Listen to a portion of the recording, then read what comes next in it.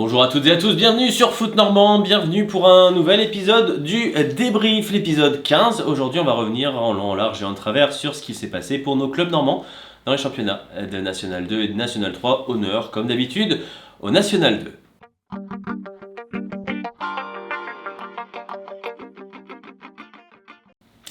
Et on va commencer cet épisode avec l'US Avranches qui ce week-end avait une belle carte à jouer face à la Lanterne Rouge, le Poiré-sur-Vie, l'US Avranches qui pouvait se rapprocher des sommets en ayant pris connaissance de la défaite de l'US Saint-Malo à domicile face aux Herbiers. Que s'est-il passé pour les joueurs de Michel Audrin? La réponse en images. Il y a évidemment trop de points de retard sur le haut du tableau pour parler de montée, mais lorsque le leader s'incline, pourquoi ne pas essayer d'en profiter? Alors l'US Avranches face au Poiré-sur-Vie décide de commencer tambour battant, mais sur cette situation, le gardien adverse fait des merveilles. Derrière, Damon Bansé va avoir une autre balle pour ouvrir le score dans les 10 premières minutes, et déjà l'US Avranches particulièrement menaçante sur les cages de la Lanterne Rouge qui réagit avec ce coup franc, mais qui va concéder un but justement sur un coup de pied arrêté. Emeric Dudouis qui prolonge parfaitement cette belle combinaison. Le portier adverse n'y peut rien. Les Manchois mènent 1-0. On est en deuxième période désormais et il va y avoir un petit frisson qui va passer sur les cages avranchinaises. Mathéo Remars, là l'ancien de la maison, qui s'essaye à cette frappe, mais finalement c'est Idrissa Seydi qui va permettre aux Manchois de se mettre à l'abri après l'heure de jeu. L'ancien du SUDIF Cabourg qui réussit à se retourner promptement dans la surface et qui loge le ballon au ras du poteau. C'est impossible à arrêter, ça fait 2-0 et les Avranchinais qui vont pouvoir se permettre de dérouler dans les dernières minutes. Zourab Sopromadze qui se joue parfaitement du portier adverse sur ce joli centre et qui permet aux joueurs de Michel Audrin de clore la marque. Et derrière, sur cette contre-attaque, Idrissa Seydi qui va pouvoir glisser le ballon astucieusement à Noah Mupemba pour le 4-0. Avranches qui étrille à la Lanterne Rouge et qui fait le plein de confiance. On ne peut que célébrer ce large succès sur les hauteurs de la baie du Mont-Saint-Michel. Le joli coup de force de l'US Avranches, on regardera où cela mène les Manchois au classement. D'ici quelques instants, on a deux autres matchs à vous montrer. Toujours dans le groupe B, déplacement difficile pour l'US Granville du côté du Poiré-sur-Vie, l'une des formations qui truste le podium. Thomas Bèze s'est penché sur cette rencontre. L'US Granville se déplace sur la pelouse compliquée de Saint-Privé-Saint-Hilaire et il faut attendre la seconde période pour voir cette rencontre se décanter et se décanter de la plus belle des manières avec ce ballon dans la surface de réparation, cette remise et la magère de Vincent Créin pour ouvrir le score à la 51e minute de jeu. L'inspiration, le geste est génial, on va revoir ça au ralenti. La petite magère s'il vous plaît. Malheureusement pour les Grandvillais, la joie sera de courte durée puisque à peine 3 minutes plus tard, ce ballon dans la surface de réparation et cette remise pour Ikuar Mendes, l'ancien hébroïcien qui vient remettre les deux équipes à égalité. Pas le temps de savourer pour les Grandvillais, un partout. Et ce même Ikuar Mendes que l'on retrouve dans les dernières secondes de la rencontre, dans les arrêts de jeu, et qui vient tromper Paul Relais pour donner l'avantage à son équipe, 2-1. Et le score qui n'évoluera plus, vous l'imaginez bien. Et c'est une défaite pour l'US Granville sur la pelouse donc, du 3e de cette poule B de National 2. Ouais, c'est cruel pour l'US Granville, mais il y aura d'autres occasions de sortir de la zone rouge, puisque oui, l'US Granville replonge à l'issue de cette journée. Enfin, il y avait un rendez-vous d'importance, le premier de l'entraîneur William Prunier, du côté de l'AS Villers. Le William Prunier qui a débarqué dernièrement. Alors, est-ce qu'il y a eu un effet William Prunier du côté de la Côte-Fleurie? On rappelle que l'AS Villers n'a plus gagné depuis le mois d'août et la première journée du côté de Wascal. La réponse en images. Premier match pour l'AS Villers version William Prunier, le coach qui est arrivé il y a à peine 72 heures, vit ses premiers moments au stade André Salès. Le coach qui a du pain sur la planche pour espérer maintenir son nouveau club. Première étape, l'US Créteil-Lusitanos. Pas une mince affaire pour les joueurs de la Côte-Fleurie. Et ce sont d'ailleurs les joueurs franciliens qui vont se procurer la première situation dans la surface de réparation, mais la première véritable occasion est à mettre au crédit des joueurs de la Côte-Fleurie avec cette frappe qui est repoussée. Mais on voit de bonnes attitudes avec ce bon pressing, ce centre qui va être malheureusement repoussé. Mais on continue de mettre le danger dans cette surface de réparation avec une nouvelle récupération suite à ce corner mal dégagé. Le centre au second poteau, la remise qui ne trouve malheureusement personne pour être reprise. Demba Dia qui s'offre un petit festival côté droit avant de centrer pour la tête de Mamadou Kaloga, capté en 2 temps par le gardien. Villers qui continue d'attaquer. Côté gauche cette fois, un nouveau centre dévié. Repris par qui? Par Demba Dia qui vient ouvrir le score à la 33e minute de jeu. Le travail des Villersois récompensé par ce but, 1-0.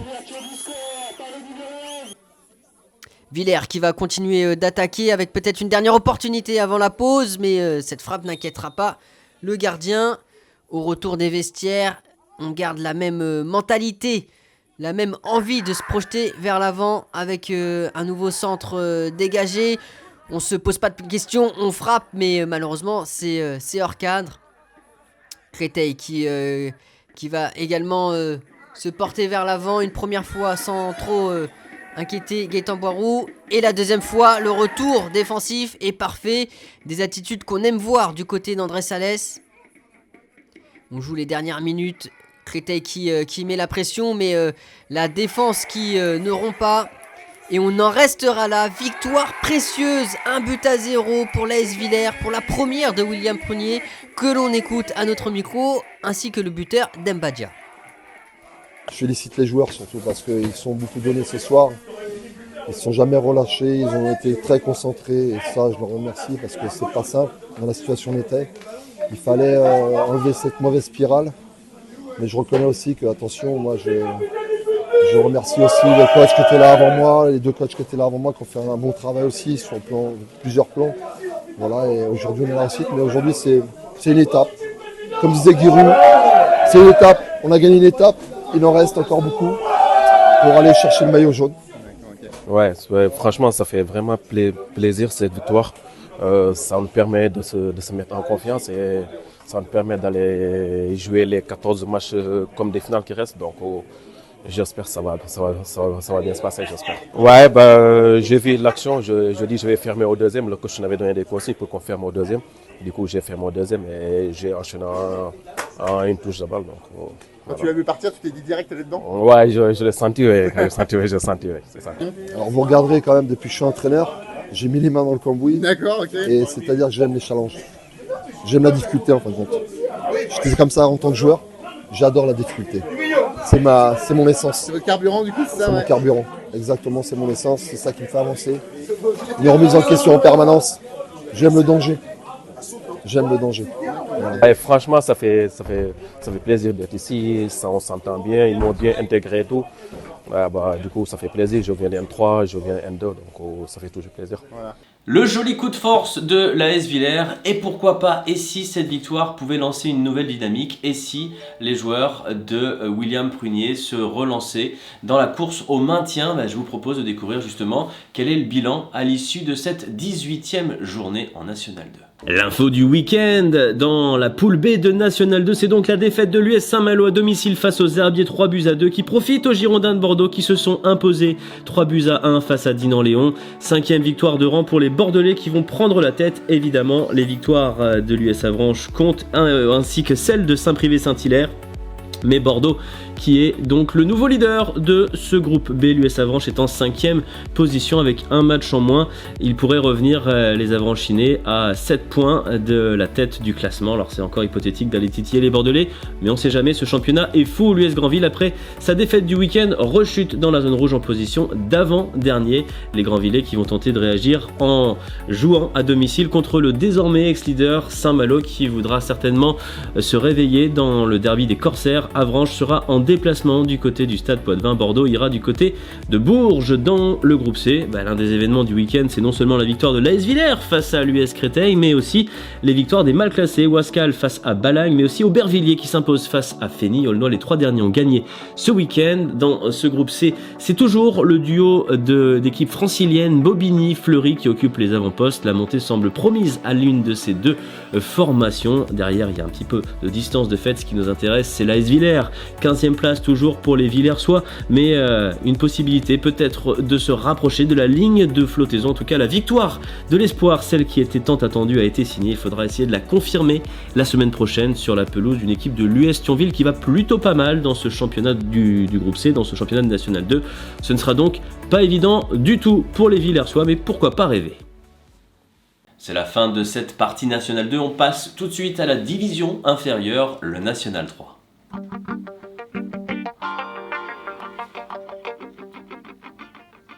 On va commencer par le groupe C et je vous dévoile tout de suite que ça a été un week-end sans pour nos clubs normands. On commence tout de suite par le déplacement du FC Saint-Lô du côté de l'US Fougères.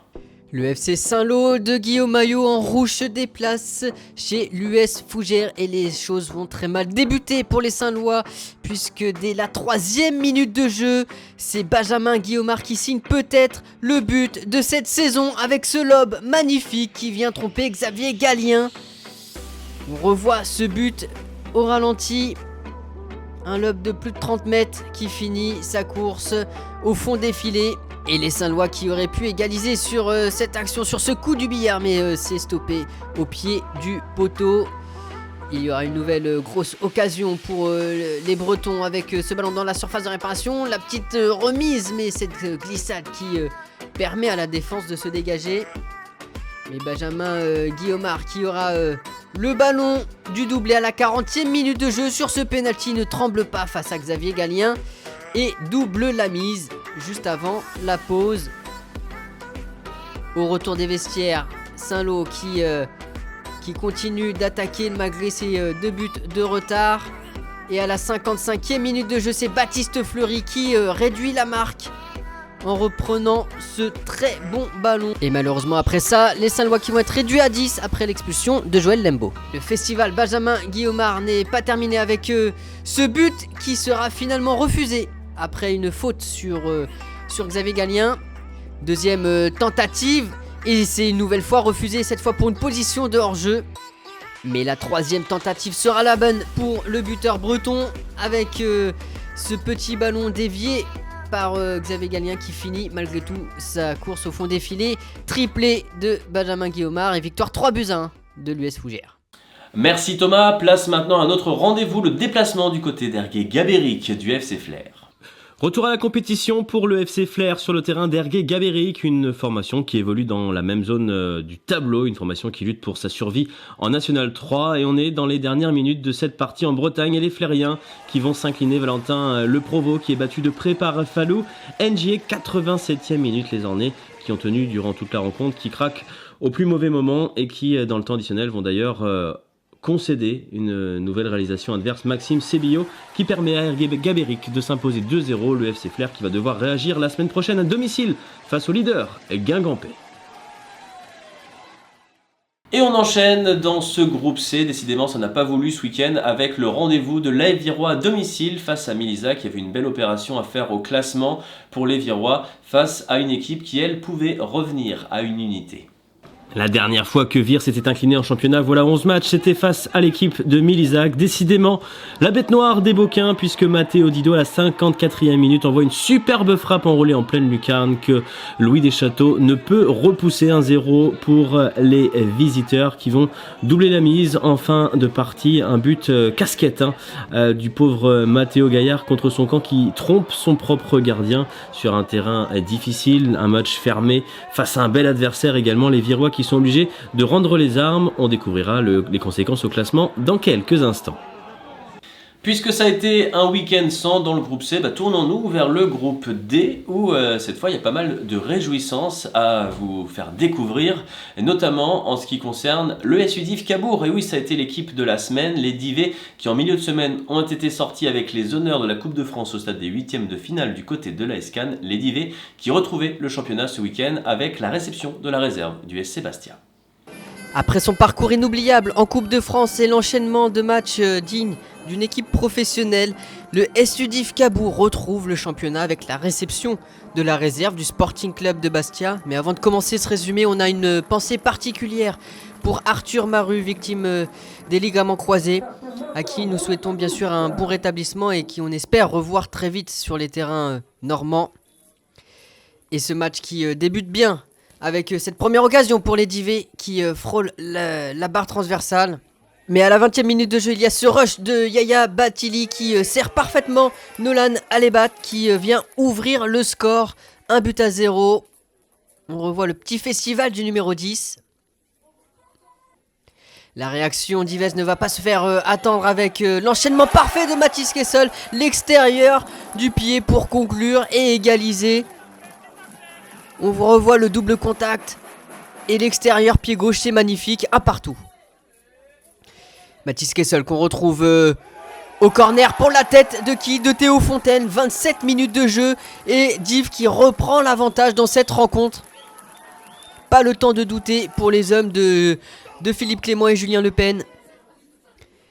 Et Mathis Kessel en très grande forme qui signe un doublé à la 37e minute de jeu. 3-1 pour les Divés. Ce ballon qui est remis et Mathis Kessel qui ne tremble pas. Les Bastiais qui vont avoir l'occasion de revenir dans cette rencontre avant la pause avec ce penalty qui est sifflé. Pasqualini qui s'élance, mais c'est Maxime Verrier qui gagne son duel et qui repousse la tentative corse. Au retour des vestiaires, les Divés qui continuent d'attaquer avec cette frappe qui passe juste au-dessus. Mais les Corses qui n'abdiquent pas encore avec ce ballon qui arrive en profondeur pour Victor Lebas qui vient frapper. Et c'est le poteau qui repousse la tentative. Nous jouons maintenant les dernières minutes de cette rencontre avec Aurélien Torres qui est lancé parfaitement en profondeur, qui va se présenter face au gardien et conclure de la meilleure des manières. 4-1.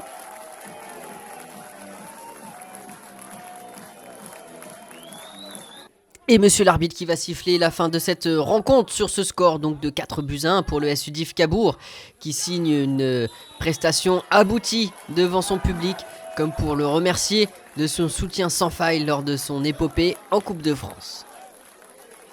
Le reste de l'actualité du groupe D, marqué notamment par une nouvelle victoire d'une réserve du Stade Malherbe qui va plutôt bien, eh bien on vous le propose pêle-mêle. Le CMS Wassel se déplace chez les 100 et hors de l'INAS Montlhéry. Et vous allez le voir, c'est une rencontre animée qui s'offre à nous avec la première occasion pour les joueurs de Wassel. Un mouvement collectif parfaitement huilé et la frappe qui finit malheureusement hors du cadre. La réponse des joueurs de l'INAS avec ce ballon en profondeur pour Alexandre Séné. Le contrôle et l'enchaînement de la frappe repoussé par Axel Temperton. Et Wassel qui continue d'attaquer avec ce ballon en profondeur remis dans la surface de réparation. L'ouverture du score des joueurs de Dramandilin, mais malheureusement ce sera refusé, semble-t-il, pour une position de hors-jeu, malgré qu'on ait laissé la célébration se faire. De quoi réveiller les joueurs de l'INAS avec Alexandre Séné qui cherche la lucarne, mais Axel Temperton qui veille au grain. Alexandre Séné, deuxième tentative, un centre-tir qui ne trouve rien d'autre que le petit filet et l'ouverture du score à la 38e minute de jeu. En seconde période, Wassel qui va attaquer avec cette tentative repoussée par le gardien. On est dans les arrêts de jeu, on joue les dernières secondes de la rencontre avec ce ballon dans la surface de réparation. Il y a un accrochage et c'est le point de pénalty qui est désigné par monsieur l'arbitre. Adama Sidibé qui s'élance et qui le transforme parfaitement. Égalisation dans les derniers instants de la rencontre. Et les hommes de Dramandilin qui vont repartir avec un point de l'INAS Montlhéry. La réserve du Stade Malherbe de Caen reçoit Bretigny au Stade Venois. Et de blanc vêtu, ce sont les Malherbistes qui vont l'emporter avec l'unique but de cette rencontre d'Ilias Miraoui. Cette frappe magnifique, peu de temps après l'heure de jeu, à la 65e minute de jeu plus exactement. On va revoir ce but au ralenti. La frappe puissante sous la barre transversale qui trompe le gardien. Et donc score final, 1-0 pour la réserve malherbiste. Nous n'avons malheureusement pas d'image à vous montrer du derby entre le Grand Queville FC et l'US Alençon remporté 3-1 par les joueurs de Vincent Legnaud, mais nous avons bon espoir de vous proposer les images à partir de demain, mardi 11 février. Il y avait un autre derby au programme de ce week-end de compétition, le derby 100% canet entre l'Avant-Garde caennaise, qui a eu quelques mauvaises nouvelles à digérer ces dernières semaines, et une équipe de la SPTT Caen qui comptait bien glaner les 3 points et repartir de l'avant. Voici pour vous le bilan et le résumé de ce derby canet. L'AG Caen ne traverse pas sa meilleure période après avoir vu une grosse vague de départ. Les joueurs de l'Avant-Garde qui sont aussi sous la menace d'un retrait de 8 points. On attend d'en savoir plus. Il n'y a rien d'officiel pour l'instant, mais la rencontre, le derby face au Postier va bien démarrer avec cette tête de Nicolas Duazé renversée en pleine lucarne. C'est parfait, Laurie Leviennois qui ne peut que constater les dégâts. Les joueurs en bleu et blanc qui démarrent parfaitement la rencontre. Derrière, les joueurs de Laurent Dufour vont se révolter. Manu Suriam ici qui accroche le petit filet. C'est évidemment hors du cadre, mais à nouveau les vagues jaunes qui vont se succéder. L'arrêt ici de Valentin Le Tourneur qui retarde l'échéance puisque ce sont les Postiers qui font la plus forte impression, mais ici une fois encore Evan Olivier qui n'accroche pas le cadre. C'est globalement ce qui manque dans ce premier acte aux joueurs de la SPTT Caen, de la précision, cette frappe aussi qui s'envole au-dessus des cages. Finalement, lorsque les joueurs Postiers réussissent leurs actions, eh bien il y a une parade du gardien en face, mais au final ce sont quand même les Postiers qui vont avoir gain de cause. Kevin Kenney à la 70e minute qui reprend parfaitement de la tête ce superbe ballon et qui permet aux Postiers de revenir à un but partout, et c'est un ancien de la maison de l'Avant-Garde qui va clore la marque, Maxime Rouanel, 85e minute, qui achève de renverser les hommes du duo Savaroc-Legras avec une jolie reprise, le ballon qui meurt au ras du poteau. À l'arrivée, ce sont les joueurs de la SPTT Caen qui s'imposent 2-1 et qui font une jolie opération dans le cadre de la course au maintien. Ça se complique évidemment pour l'Avant-Garde caennaise. Et on en arrive donc au groupe E. C'était le choc du week-end, le FC Dieppe face à l'US Vimy. Encore une fois, on y a consacré un insight de 9 minutes que vous pouvez retrouver sur notre page Facebook ainsi que sur notre chaîne YouTube. Mais on va vous proposer évidemment dans ce débrief un autre regard sur cette rencontre avec des réactions inédites. Voici donc le résumé de ce FC Dieppe US Vimy. Choc au sommet donc dans le groupe E, le FC Dieppe qui a pris l'habitude de battre tous ses rivaux pour la première place, qui va bien commencer cette partie avec ce poteau heurté, la défense de Vimy en difficulté d'entrée qui va vite craquer sur cette frappe déviée signée Rémi Chombard, le joueur de Vimy qui ne peut faire autrement que de tromper son propre gardien. Alors est-ce que le but est compté pour Rémi Chombard ou non, on vérifiera ça plus tard. En tout cas, derrière les joueurs visiteurs qui tentent de réagir, mais Alexandre Lefebvre est sur ce ballon derrière. Ça va être lui, l'ancien Breuissien, le premier au sol. Dieppe qui maîtrise son sujet et qui va s'offrir une balle de 2-0 dans cette première période. Malheureusement, cette reprise de la tête qui n'est pas cadrée. Moment d'inquiétude au retour des vestiaires néanmoins, puisque Vimy sur ce ballon dévié dans ses propres filets par Alexander Borja va permettre aux joueurs en rouge d'égaliser et de laisser planer le doute. Mais très peu de temps après,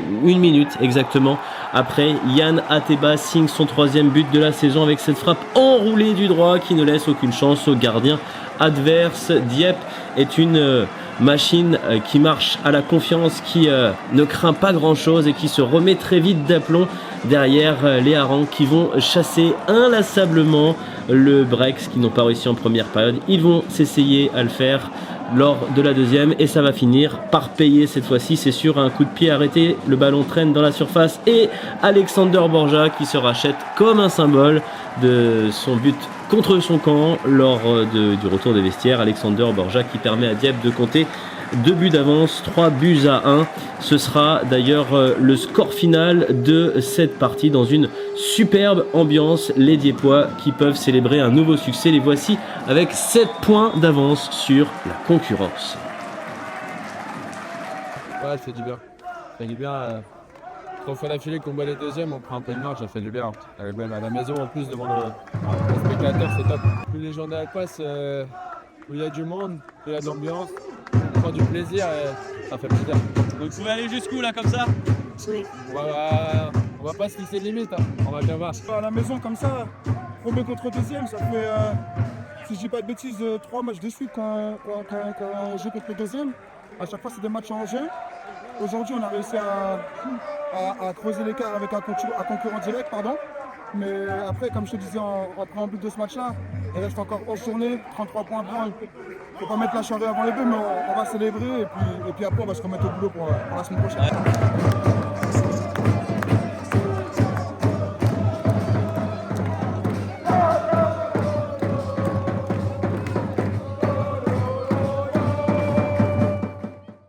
Et sans transition, je vous propose de faire le bilan sur les 3 groupes qui concernent nos équipes normandes, le bilan du week-end écoulé. C'est l'une des rares fois de la saison où les 3 pensionnaires normands du groupe C ne prennent aucun point. Défaite de Vire, donc de Saint-Lô et du FC Flair contre Milizac, Fougères et Ergué Gabéric. Ça ne fait pas les affaires évidemment de l'AF Virois qui aurait pu, avec les résultats du week-end et la défaite de Guingamp, prendre la tête du classement. Mais au lieu de ça, c'est une lutte à 3 qui semble se dessiner pour la montée. Les 3 premiers qui se tiennent en un petit point. Dans la deuxième partie du tableau, les mauvaises nouvelles sont pour Flair et Saint-Lô qui glissent dans la zone rouge. Le FC Saint-Lô qui est même avant-dernier. Désormais, le FC Flair compte tout de même un match en moins pour se rattraper. Pourquoi pas réussir un joli coup qui aiderait bien les Virois la semaine prochaine à domicile face à la réserve de Guingamp. Vire sera chez une autre réserve, celle du Stade Rennais. Gros choc donc à prévoir. Et le FC qui recevra le Van OC de Sylvain Didot. Les résultats dans le groupe D, les derbies d'abord, la victoire de la SPTT Caen sur le terrain de l'Avant-Garde, la victoire de l'US Alençon en déplacement chez le Grand Quevilly FC 3-1. Le CMS Wassel ramène un bon point de l'INAS Montlhéry, la belle victoire du SC Cabourg face au SC Bastia et celle de Malherbe 1-0 face à Bretigny qui permet à Malherbe de devenir la deuxième force du plateau. Les Malherbistes qui font un joli parcours dans ce championnat national 3. Le CMS Wassel apparaît le concernant à la 7ème position encore et toujours. Le SC Cabourg qui creuse l'écart avec la zone rouge grâce à sa victoire du week-end. La SPTT Caen qui avance également au même titre qu'Alençon. Ça devient compliqué pour l'AG Caen, le Grand Quevilly FC et nos amis de l'AS Chatou, Lanterne Rouge. La semaine prochaine, le Grand Quevilly FC affrontera le SC Cabourg. Le deuxième derby opposera Alençon à Wassel. La SPTT Caen recevra Saint-Ouen-l'Aumône. Déplacement difficile pour l'AG Caen du côté de Bretigny. Duel entre réserves en ce qui concerne le Stade Malherbe qui sera sur la pelouse du Sporting Club de Bastia.